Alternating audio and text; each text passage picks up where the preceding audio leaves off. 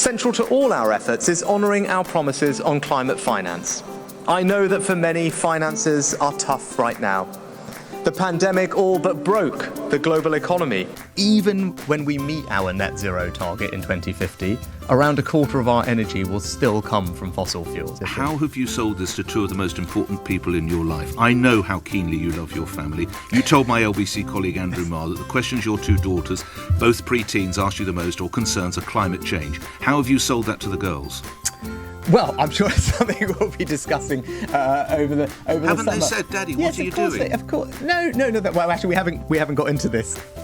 In the light of last week's climate report and Britain's pledge to get to net zero, do you think that you are being hypocritical by allowing oil and gas exploration in the North Sea by granting new licences, bearing in mind that the stocks of North Sea gas and oil are dwindling and have been for a very long time?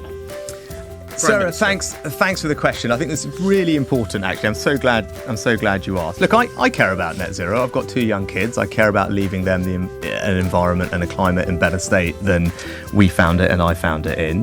But we're going to do that in a proportionate and in a pragmatic way. The Prime Minister also announcing support for hundreds of new North Sea drilling licences. The risk is, with the world experiencing record temperatures, many have accused the Prime Minister of playing politics with the grave issue of climate change. A few important things about the North Sea that is good to note in the first place, and that is oil and gas industry's own estimates. The North Sea is a declining basin, and that means no matter what the government policy is on it, the North Sea is running out. It's also important to note that it's mostly oil.